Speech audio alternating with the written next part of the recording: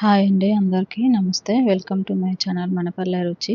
ఈరోజు మన వీడియోలో ఎంతో టేస్టీగా ఉండే టమాటా నిల్వ పచ్చడిని ఎలా చేయాలో తెలుసుకుందాం. దీనికోసం ముందుగా ఒక అర కేజీ టమాటాలని తీసుకొని శుభ్రంగా కడిగి తడి లేకుండా ఆరబెట్టుకోవాలి. తర్వాత ఇలా పైన ఉన్న తొక్కను తీసేసి టమాటాలని చిన్న చిన్న ముక్కలుగా కట్ చేసుకోవాలి. టమాటాలు బాగా పండినవి తీసుకుంటే మనకి పచ్చడి అనేది బాగా వస్తుంది. ఇలా చిన్న చిన్న ముక్కలుగా వీటిని కట్ చేసుకొని తీసుకోవాలి. ఒక టమాటాలో ఒక 4-5 ముక్కలు చేసుకుంటే మనకి ఇవి ఫ్రై చేసుకునేటప్పుడు త్వరగా ఫ్రై అవుతాయి. ఇలా చిన్న చిన్న ముక్కలుగా కట్ చేసుకొని పక్కన పెట్టుకోవాలి. ఈ సైజులో కట్ చేసుకుంటే మనకి సరిపోతుంది. తర్వాత ఇందులోకి ఒక 50 గ్రాముల వరకు చింతపండు పడుతుందండి.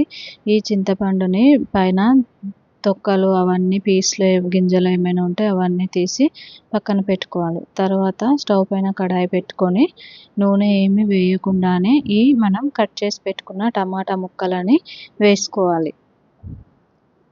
ఇలా వేసుకొని సిమ్లో పెట్టి వీటిని బాగా మెత్తగా అయ్యేంత వరకు ఉడికించుకోవాలి.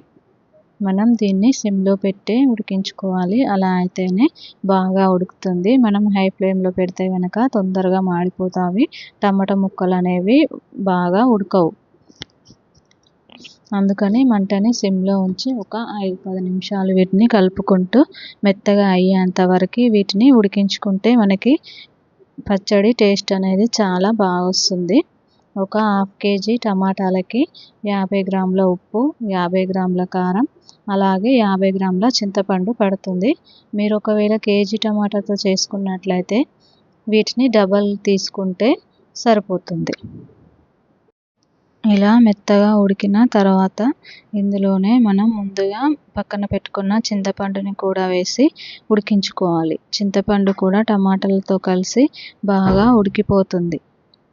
ఇలా రెండింటిని మనం కలుపుతూనే మెత్తగా ఉడికించుకోవాలి. టమాటా అనేది ఎంత బాగా ఉడికితే మనకి పచ్చడి టేస్ట్ అనేది అంత బాగా వస్తుంది.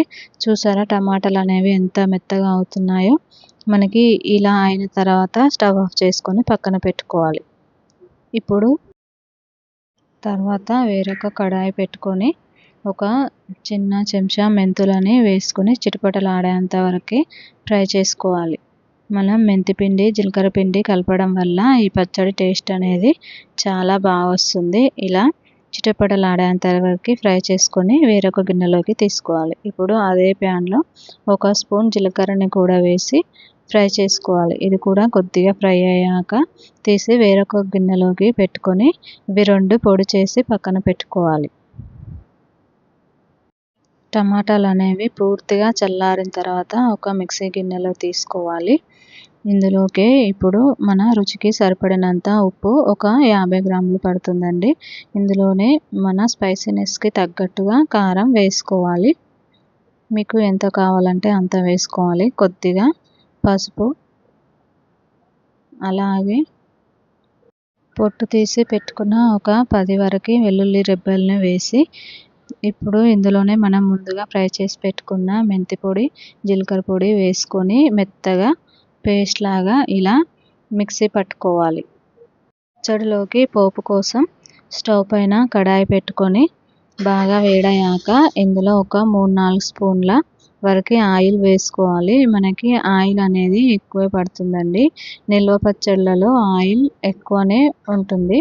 ఆయిల్ ఎక్కువ ఉంటేనే మనకి పచ్చడి అనేది తొందరగా ఖరాబ్ కాకుండా ఉంటుంది.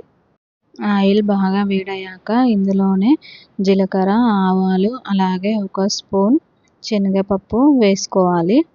ఒక 4 వెల్లుల్లి రెబ్బలు కూడా వేసి బాగా ఫ్రై చేసుకోవాలి.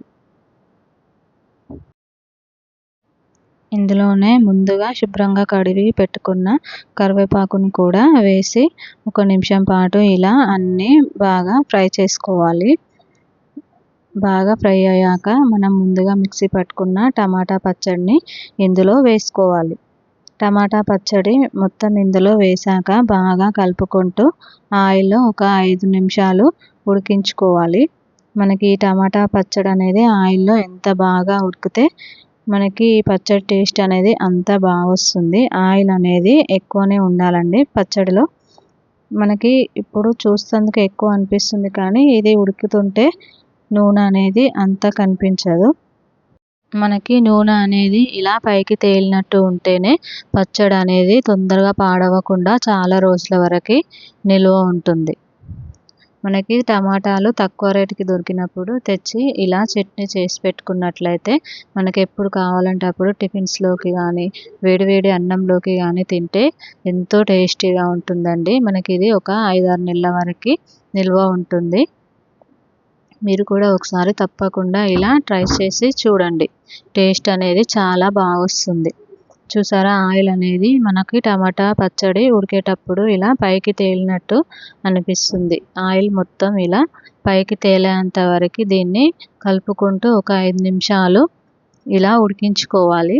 అప్పుడే మనకి పచ్చడి టేస్ట్ అనేది చాలా బాగా వస్తుంది. ఇలా పూర్తిగా ఆయిల్ అనేది పైకి తేలుతూ ఉంటుంది. అప్పటి వరకు మనం దీన్ని కలుపుతూనే ఉండాలి. చూసారా, ఆయిల్ అనేది ఎలా పైకి తేలుతుందో. ఇలా పైకి వచ్చేంత వరకు మనం ఈ పచ్చడిని కలుపుకుంటూ ఫ్రై చేసుకోవాలి. ఇలా ఆయిల్ మొత్తం పైన తేలిన తర్వాత దీన్ని స్టవ్ ఆఫ్ చేసుకొని గాజు సీసాలో స్టోర్ చేసి పెట్టుకుంటే మనకి చాలా రోజుల వరకు నిల్వ ఉంటుందండి. పచ్చడి అనేది అస్సలు ఖరాబ్ కాదు. మీరు కూడా ఒకసారి ఇలా ట్రై చేసి చూడండి. చాలా బాగా వస్తుంది. టేస్ట్ కూడా చాలా బాగుంటుంది. మీకు కనుక ఈ వీడియో నచ్చినట్లయితే లైక్ చేయండి, షేర్ చేయండి, కామెంట్ చేయండి. మరిన్ని మంచి వీడియోస్ కోసం మా ఛానల్ మన పల్లె రుచిని సబ్స్క్రైబ్ చేసుకోండి.